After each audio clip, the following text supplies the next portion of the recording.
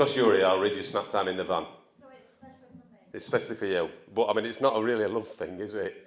You know, you can't really say it's romantic. It's called Snap Time in the Van. It's about times when I worked on railways with Balfour Beatties. I mean, I'm a bit of an outspoken bastard, aren't I? You know what I mean? So, like, I've always made it rough for my son.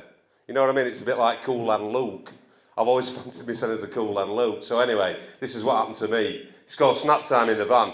Snap time in the van, where we inhale farts and acrid fag smoke while exhaling hot air with menaces. All the hot topics under discussion, mono-themed around the same three subjects. Fating, making love. I didn't say that, that's just because you're here. Or drinking.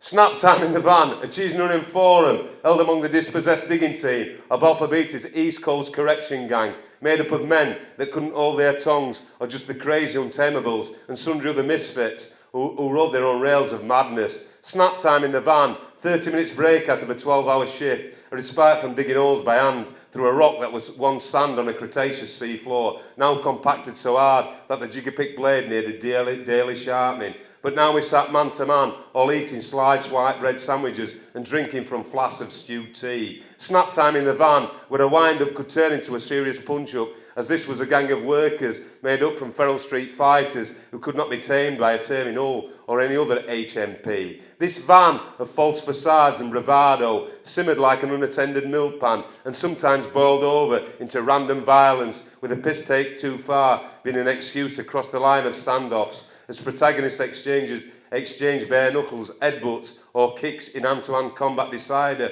of who owned the fastest car. Snap time in the van.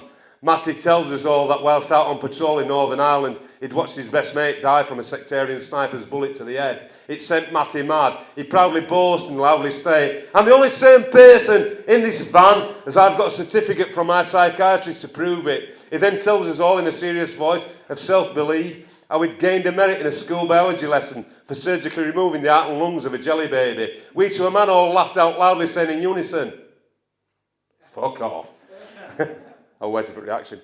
Later, back on the tracks, I took the piss too far and Matty charged at me like a deranged Thor, complete with a £7 hammer, which I deftly sidestepped and floored him with a shovel. Snap time in the van, a sociologist's dream day. Cheese sign is always eaten to the sounds of unmerciful, beyond the pale piss-taking, where being an hard bastard, a slightly psychotic, helped you through a day spent digging holes on the East Coast main line in the company of men who wore half-eaten ears, all beetle-browed and scar-tissued, who tried to breathe through broken noses, all displaying tough guy poses. No hiding places for the shy, retiring types, for daily you had to play the hard man game, or they'd have eaten you too at snap time in the van. That's me.